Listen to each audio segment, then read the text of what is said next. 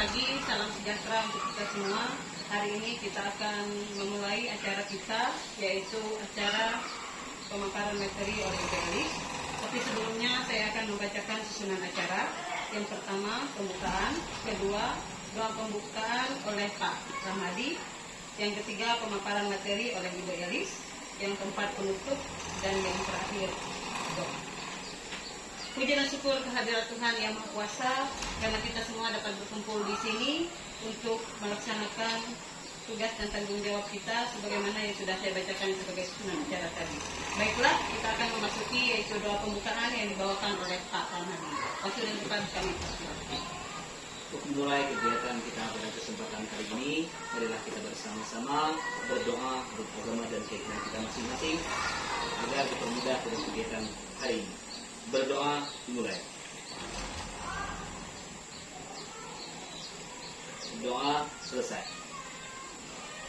Terima kasih. Sekarang acara yang ketiga yaitu pemaparan oleh Ibu Elis. Waktu dan tempat kami persilakan. Pagi dalam kegiatan kita pada hari ini sesuai dengan jadwal yang sudah disampaikan bahwa hari ini akan dilaksanakan kegiatan observasi kepala sekolah di mana kita dalam PMM mengangkat tentang komunitas belajar yang dalam hari ini saya akan sampaikan beberapa hal mengenai komunitas belajar yang seharusnya ada di dalam setiap sekolah. Yang di sana juga sesuai dengan rapot pendidikan kita pada literasi dan numerasi siswa itu menurun dari tahun sebelumnya. Dengan demikian komunitas belajar semoga dapat bermanfaat bagi kita dalam meningkatkan literasi dan numerasi siswa. Sebelum kita masuk pada yang lainnya, kita masuk pada yang materi. Yang pertama tentang komunitas belajar di dalam sekolah. Mari kita cek pemahaman kita bersama. Apa yang Bapak Ibu ketahui tentang komunitas belajar atau KOMBEL? KOMBEL itu Bu sebagai sekelompok guru tenaga pendidik dan pendidik lainnya yang memiliki semangat atau kepedulian yang sama terhadap transformasi pembelajaran melalui interaksi secara rutin supaya dapat mudah berinteraksi antara guru yang lain, saling membantu.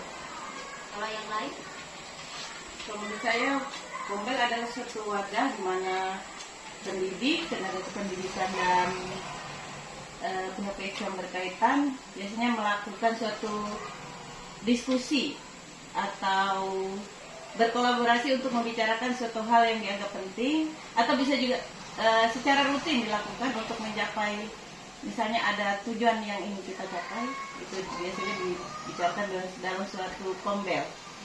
Komunitas belajar yang pada intinya mari kita dalami bersama apa itu komunitas belajar. Ini kalau secara umum ya, seperti yang sudah disampaikan oleh Ibu Alki dengan Ibu Armoyati tadi sudah benar, namun secara umum inilah yang dinyatakan dengan KOMBEL atau komunitas belajar, yaitu sekelompok guru atau tenaga kependidikan dan pendidik lainnya yang memiliki semangat dan kepedulian yang sama terhadap transformasi pembelajaran melalui interaksi secara rutin dalam wadah di mana mereka berpartisipasi aktif. Itulah yang dinyatakan dengan komunitas belajar seperti yang dikatakan Ibu Arma tadi juga dilaksanakan secara rutin. Ibu Arma juga menyatakan bahwa itu satu wadah tempat kita saling berinteraksi, saling berbagi dan lain sebagainya dalam kegiatan komunitas belajar. Pendapat Richard Bussell tentang untuk mengoptimalisasi komunitas belajar diadopsi dari teori PCR atau Professional Learning Community. Di sana ada gambaran besar yang berbicara tentang PKR. Yang pertama ada 3 ide besar dan yang kedua 5 dimensi yang harus ada dalam komunitas belajar. 3 ide besar, yang pertama berfokus pada pembelajaran. Ini menjadi fokus utama kita karena komunitas belajar kita ada di sekolah. Berarti yang menjadi fokus utama kita adalah pembelajaran dan peningkatan profesionalitas kita untuk menjadi seorang tenaga pendidik. Mungkin kalau KOMBEL di kantor-kantor beda lagi, karena kita di sekolah jadi kita berfokus pada pembelajaran. Yang kedua, membudayakan kolaborasi dan tanggung jawab kolektif. Maksudnya di sana membudayakan kita harus saling bekerja sama dan menyatakan bahwa tanggung jawab suatu mutu pendidikan di sekolah kita adalah tanggung jawab kita semua, jawab siswa ataupun orang tua dan sebagainya. Kemudian yang ketiga, berorientasi pada hasil pembelajaran murid, yang dimana nantinya dari hasil pembelajaran murid ini kita dapat melihat dari hasil rapor pendidikan kita bahwa itulah nanti hasil dari yang sudah kita lakukan. Di sini kita lihat penjabarannya untuk ide besar yang pertama, yaitu tentang berfokus pada pembelajaran kritis. Seorang guru harus mampu menjawab 4 pertanyaan kritis untuk kita tahu apakah fokus kita itu pada pembelajaran. Yang pertama, apa yang kita harapkan murid pelajari dari yang kita ajarkan. Itu sering kita bahas bersama. Ketika kita masuk mengajar, kita harus punya tujuan untuk mengajar. Bukan hanya asal masuk, selamat pagi anak-anak, lalu bingung mau mengajarkan apa. Yang pasti kita sudah ada tujuan, yaitu kita sudah ada rencana apa yang kita harapkan murid pelajari. Kemudian yang kedua, bagaimana kita tahu bahwa murid sudah belajar hal tersebut. Ketika kita sudah mengajar, bagaimana cara kita untuk mengetahui bahwa murid tersebut sudah belajar tentang hal yang ingin kita sampaikan kepada siswa.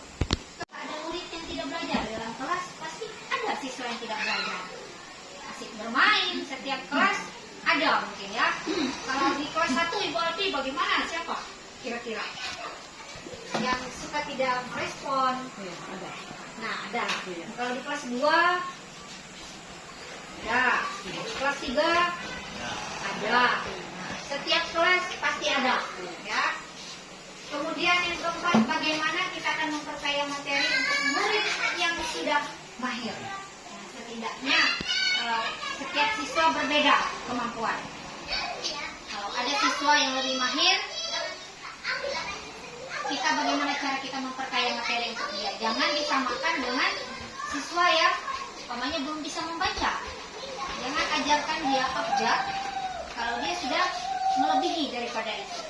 Kapan perlu kita buat dia menjadi teman sejawat di dalam kelasnya yang bisa dia membantu temannya yang belum bisa. Budayakan kolaborasi dan tanggung jawab kolektif. Nah, di sini menciptakan pemahaman bersama, memiliki kesadaran bahwa proses pembelajaran dan keberhasilan seorang murid merupakan tanggung jawab bagi semua PTK, semua guru, bahkan sampai kepala sekolah pun dia memiliki andil untuk keberhasilan dari proses pembelajaran siswa, bukan hanya guru saja. Kemudian diciptakan untuk menghadirkan suasana belajar bersama yang di dalamnya terdapat rasa saling tergantung satu sama lain. Itulah namanya komunitas belajar. Kalau ada yang belum mengerti, kita tanya. Kalau ada teman yang mengerti, kita jawab, kita beritahu. Kalau kita sama-sama tidak mengerti, nanti kita cari orang yang lebih mengerti dari luar sekolah kita, biar bisa meningkatkan profesionalitas kita untuk menjadi tenaga pendidik yang lebih baik lagi. Kemudian untuk ide besar yang ketiga, berorientasi pada hasil pembelajaran murid. Ini yang akhirnya menjadi visi dan misi sekolah kita, bahwa apa yang ingin kita capai pada siswa itu yang ada. Caranya untuk meningkatkan kualitas hasil belajar murid, kita harus melakukan refleksi awal. Kita harus mengetahui kemampuan siswa kita sampai di mana. Di sana nanti kita bisa mengetahui siswa kita yang ini sudah bisa membaca, yang ini belum bisa membaca, yang itu sudah bisa menulis, yang ini belum bisa menulis. Di situ kita dapat mengetahuinya. Kemudian baru masuk kepada perencanaan. Di dalam perencanaan kita membuat RPP, kita menyiapkan bahan ajar, kita menyiapkan media pembelajaran yang kira-kira bisa meningkatkan hasil pembelajaran bagi siswa. Kemudian masuk ke implementasi atau pelaksanaan. Itu yang sudah kita laksanakan di sekolah. Kemarin kita sudah melaksanakan observasi. Mulai dari pra-observasi, kita sama-sama membahas RPP yang akan kita laksanakan. Kemudian kita masuk pada implementasi atau observasi dan kerja nyata yang kita laksanakan di dalam kelas. Kemudian masuk lagi ke evaluasi. Setiap RPP kemarin sudah kita lihat sama-sama bahwa di sana ada evaluasinya. Bagaimana kemampuan siswa itu? Jika siswa itu masih ada yang belum berhasil atau lebih banyak yang belum berhasil, berarti RPP kita belum untuk bisa mencapai tujuan. Kekurangan dari yang sudah kita laksanakan sehingga siswa belum mencapai evaluasi yang baik. Kalau sudah evaluasinya tercapai baik, berarti tujuan kita sudah tercapai dan itu bisa kita bagi dengan teman-teman yang lain. Bahwa saya kalau mengajar yang ini, begini caranya. Siswa di kelas saya bisa seperti itu. Itu gunanya lalu masuk ke dalam komunitas belajar. Yang kedua, nilai dan visi bersama. Yang ketiga, pembelajaran kolektif dan penerapannya. Yang keempat, berbagi praktik baik. Yang kelima, kondisi yang mendukung atau hubungan dan struktur. Kita masuk pada penjelasannya. Ini untuk kepemimpinan, bahwa pemimpin dalam komunitas tidak hanya berperan sebagai pengarah, tetapi juga sebagai fasilitator yang mendukung inisiatif anggota komunitas secara kolektif. Dan pada dasarnya di sini pemimpin yang dinyatakan di sini bukan hanya ketua KOBEL atau kepala sekolah, tetapi semua kita menjadi pemimpin. Siapa yang bisa berbagi, memimpin teman-teman yang lain. Siapa yang tahu, memberitahukan, memimpin teman-teman yang lain sana. Jadi ibaratnya bukan karena sekarang ini kan yang menjadi ketua komunitas belajar kita Ibu Arma. Jadi bukan seutuhnya bahwa segala sesuatu yang dilaksanakan dalam komunitas belajar itulah tanggung jawab Ibu Arma sendiri karena dia selaku ketua, atau saya pribadi selaku kepala sekolah lalu semua tanggung jawab itulah tanggung jawab saya. Tidak, kita semua bertanggung jawab, kita semua menjadi pemimpin. Kemudian yang kedua, nilai visi, nilai dan visi. Kalau seperti yang kemarin apa visi kita, lalu ada perencanaan kegiatan yang sudah kita buat untuk kita mencapai apa yang ingin kita capai bersama. Yang pasti kalau dalam sekolah yang menjadi visi kita adalah capaian pembelajaran siswa. Siswa dapat menjadi siswa yang kreatif, yang empatik, seperti visi dan misi sekolah kita. Kemudian pembelajaran kolektif dan penerapannya. Mekanisme pembelajaran bersama di mana pengalaman dan pengetahuan dibagikan menjadi landasan dari proses bersama. Ini akan memperkaya praktik pendidikan seluruh anggota. Seperti kemarin ada beberapa kali kita melaksanakan pelatihan sosialisasi di dinas pendidikan, ada beberapa guru yang sudah dikirim. Nah, ketika dalam komunitas belajar kita bagikan bersama dengan teman-teman. Seperti Pak Hendro kemarin tentang apa ID belajar ya Pak Hendro? Iya. Iya. Itu nanti kita bagikan dan kemarin pun sudah Pak Hendro mulai bagikan dengan teman-teman. Itu bisa meningkatkan profesionalitas kita dan tetap harus kita jaga komunitas belajar kita yang ada di sekolah. Praktik baik yang telah teruji seperti tadi. Kalau kita sudah mengajar di dalam kelas, itu sudah mencapai bagikan dengan teman-teman. Oh, kemarin saya mengajar si Pak Jan kemarin mengajar tentang KPK dan EPD. Pak Jan mengajarkan ada teknik lain selain daripada yang di buku untuk memahaminya. Itu. Kemudian yang kelima, kondisi yang mendukung hubungan dan struktur. Membangun lingkungan yang mendukung interaksi baik secara fisik maupun virtual, mempermudah pertukaran ide dan memperkuat struktur komunitas. Membangun lingkungan yang baik. Ya, ibaratnya kalau ada teman yang tidak bisa, itu kalau ada teman yang tidak sanggup, kita semangatkan biar dia mampu. Seperti sekarang sedang pelaksanaan PPG dan dari sekolah kita ada Pak Rahmadi. Kita bantu kalau kita bisa, sambil kita bantu biar semuanya bisa tercapai dengan baik. Nanti apa yang sudah didapatkan oleh Pak Rahmadi, apa yang sudah menjadi pengalamannya bisa beliau bagikan kembali dengan kita. Kemudian mari kita cek ingatan kita setelah kita mempelajari tentang komunitas belajar. Kegiatan komunitas belajar apa saja yang sudah pernah Bapak dan Ibu ikuti. Ibu Yes apa Ibu Yes yang sudah diikuti? Komunitas belajar apa saja?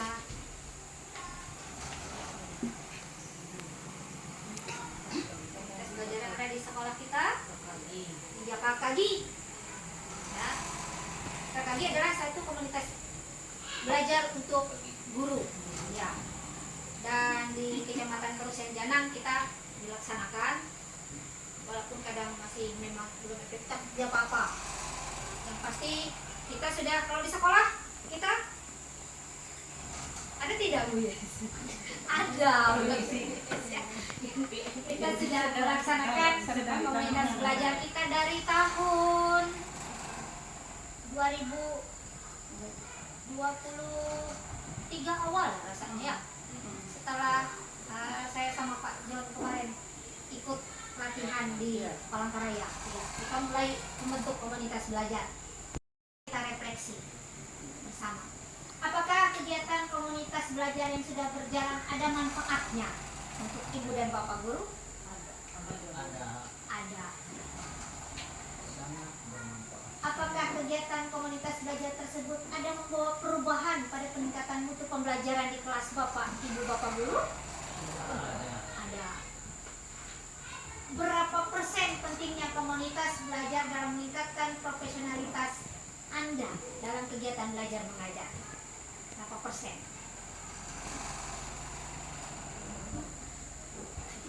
70 sampai 80%. 70 sampai 80. Iya. Berarti sudah lebih dari setengah ya. Berarti bagus komunitas belajar kita kalau gitu. Kemudian program apa saja ke depannya yang Anda harapkan dalam kegiatan komunitas belajar kita? Apalagi yang perlu kita rencanakan dalam komunitas belajar kita? Membuat bahan ajar Membuat bahan ajar. untuk anak kelas 1 kan supaya lebih menarik lagi. Oh iya. Nanti mungkin teman-teman yang lain ada ide, kita bagi bersama. Kalau yang lain, Ajar video pembelajaran. nah membuat video pembelajaran di Lagu Arma. Kalau ada yang bisa, kita bagikan. Kalau semua kita tidak bisa, nanti kita panggil orang dari luar. Dari hasil kegiatan komunitas belajar dan berlanjut kemarin pada kegiatan observasi, kegiatan belajar mengajar yang sudah kita laksanakan, kita refleksi kembali apa yang sudah saya lakukan. Di sini saya ada buat angket refleksi. Silakan nanti ibu dan bapak guru isi.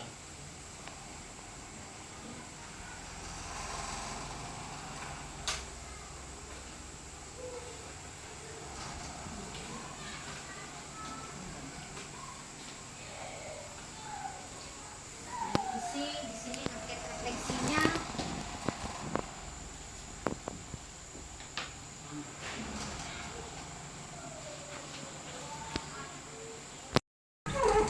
Ya, terima kasih atas kesempatan yang diberikan kepada saya untuk menjawab pertanyaan nomor 1, yaitu menggunakan media pembelajaran atau alat peraga yang mendukung. Dan saya rasa kemarin itu masih belum lengkap ataupun belum mendukung sepenuhnya untuk proses pembelajaran, agar semester yang akan datang lebih baik dan dapat meningkatkan semangat belajar siswa. Terima kasih. Kita berikan aplaus. Yang lain? Kan? Apa yang saya lakukan yang berjalan kurang begitu baik di semester ini dan akan menjadi fokus peningkatan di semester yang akan datang, yaitu dengan mencari media yang mendukung untuk pembelajaran agar siswa dapat beraktivitas dan juga menarik minat dan keaktifan siswa di dalam proses pembelajaran. Iya. Itu nanti kita masukkan dalam rencana komunitas belajar itu. Yang menjadi dinyatakan oleh Pak Hendro tadi, apa yang masih belum kurang dilaksanakan, yaitu membuat media. Itu sudah tadi Bu Arti sampaikan. Ada dengan metode pembelajaran yang saya gunakan di kelas. Iya. Dan ketika saya menggunakan metode pembelajaran dengan media pembelajaran yang baik dan hal ini yang menarik bagi siswa, itu terlihat lebih efektif sehingga siswanya terlihat apa hasil belajarnya, hasil akhirnya memang lebih bagus dan mereka sangat bersemangat ketika melakukan kegiatan pembelajaran. Jadi memang harus apa ya, kita memang harus menggunakan media yang menarik supaya kegiatan pembelajaran itu tidak apa itu iya tidak monoton sehingga mereka lebih sehingga mereka lebih tertarik dan hasilnya memang jauh lebih baik dibanding Saya tahun sebelumnya. kemarin pas masuk di kelas Ibu Arma pakai media pembelajaran yang nyata. Iya, yang Jadi mereka asik mengukur mengukur, bungkus menimbang. makanan, mereka menimbang makanan, mereka mencampurkan air secara langsung. Kemarin pakai apa soda, Iya. minuman. Jadi lebih cepat mereka meresapinya dan mungkin lengket ya di otak mereka. Kalau mereka Melekat. mengerjakannya sambil mereka mempraktekkannya. Ya, Ya, ya, mereka terlibat langsung. ya. Karena di dalam proses pembelajaran sehingga dapat meningkatkan ketertiban mereka, yaitu dengan cara tanya jawab atau umpan balik dari siswa itu sendiri sehingga lebih aktif lagi mereka. Itu kalau menurut saya. Iya. Kemarin saya juga lihat di kelas 1 Ibu Alfi, murid kelas 1-nya antusias. Mereka nggak bisa diam. Pas Bu Alfi membacakan cerita atau mereka menyebutkan, mereka berebut untuk menjawab. Dikasih lihat gambar, ada yang bilang itu permainan apa kemarin Setio ya sekarang. Ibu itu juga berbahaya bilang. Permainan yang itu kenapa? Kalau begini kalau naik sepeda bisa jatuh. Ya. Kemudian yang kelima, bagaimana hubungan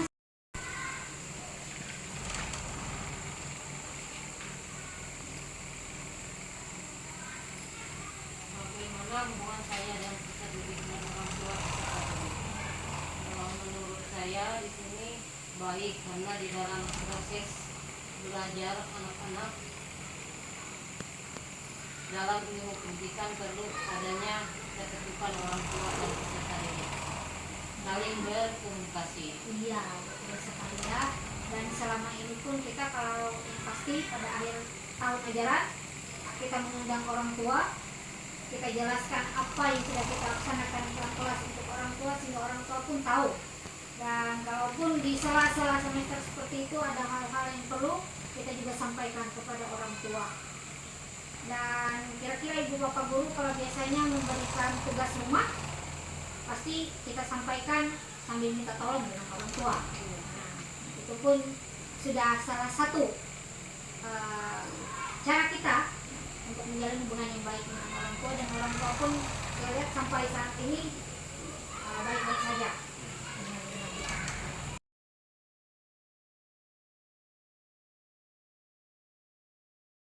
Lihat bersama kalau di rapot pendidikan kita ini, nah ini untuk tahun 2024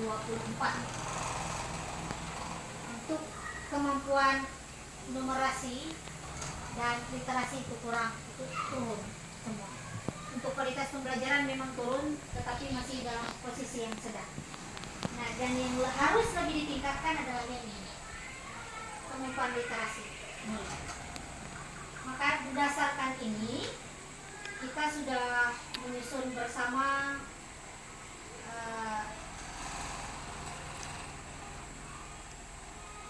ini sudah laporannya. Kita kemarin sudah menyusun dokumen perencanaan. Di tahun ini berdasarkan hasil rapor tadi bahwa ini yang akan kita capai. Ini kesepakatan kita bersama kemarin. Bahwa kita akan bersama-sama berupaya meningkatkan skor capaian literasi peserta didik kita minimal 50% di tahun 2025. Kemudian numerasinya 50% juga, dan kualitas pembelajaran kita juga 50%. Dan kita sudah berupaya melaksanakannya di berbagai cara, seperti dalam perencanaan ini ada beberapa hal seperti ini. Rencana kegiatan kita, diskusi mingguan kepala sekolah, kepala satuan pendidikan dengan guru terkait modul literasi di PMM. Sudah ada beberapa pelatihan mandiri yang sudah dilaksanakan oleh Bu Arma kemarin. Saya lihat sudah literasi ada ya, ada berapa Bu Arma? Literasi 2 ketiga. Nah, ada literasinya. Nah, dan yang lainnya pun tentang manajemen kelas dan sebagainya. Yang lain juga saya lihat kemarin kita sudah dapat semua sertifikat. Nah, dari PMM itu bisa kita gunakan untuk pengelolaan kinerja kita.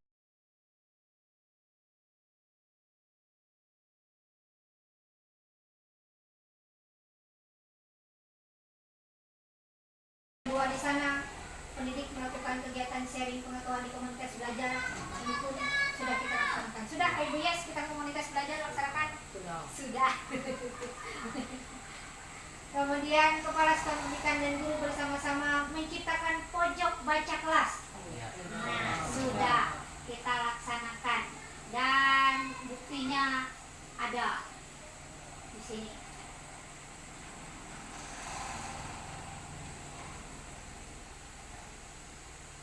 Pojok baca kelas kita. Kemudian kita sudah berupaya melaksanakan kegiatan literasi ini. Ini menjadi laporan kita. Lalu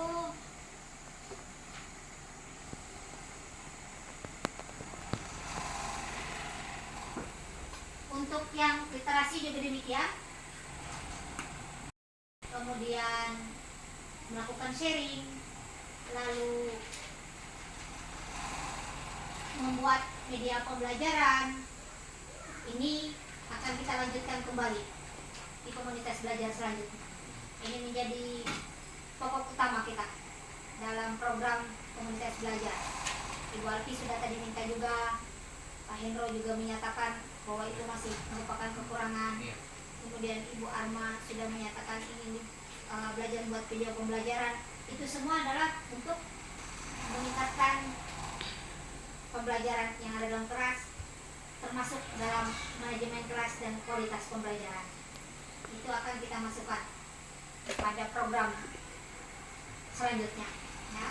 Kemudian berbagi praktik baik terkait manajemen di kelas. Itu kemarin kita bisa lihat kalau bagi praktik baik pada saat kita observasi, saya ajak guru saling melihat kelas guru yang lain, cara mengajar guru yang lain. Itu adalah salah satu cara kita untuk saling berbagi, melihat mana yang baik, punya teman itu diambil, yang tidak baik ditinggalkan.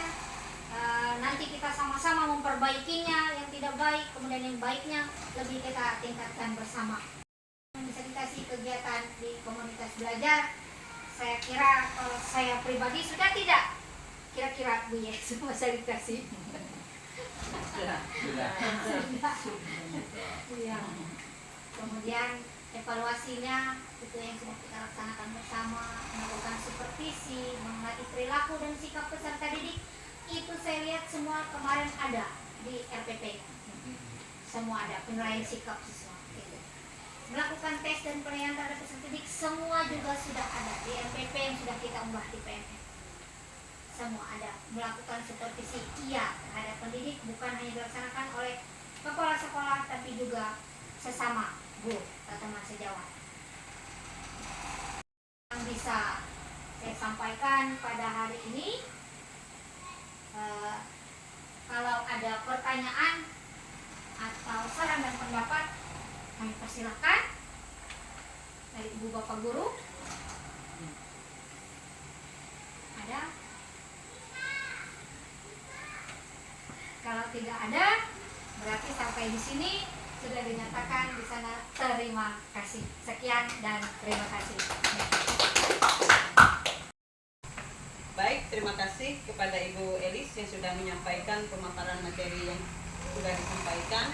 Kiranya materi yang disampaikan oleh Ibu Elis tadi dapat kita laksanakan dengan baik dan apa yang masih kurang dapat kita perbaiki bersama-sama. Baik, kita akan masuki acara penutup yaitu doa yang dibawakan oleh Pak Junedi. Sudah tepat kami Baik, terima kasih untuk waktu. Sebelum kita kembali ke tempat kita masing-masing atau melanjutkan aktivitas kita kembali karena acara kita sudah selesai, maka kita akhiri dengan doa.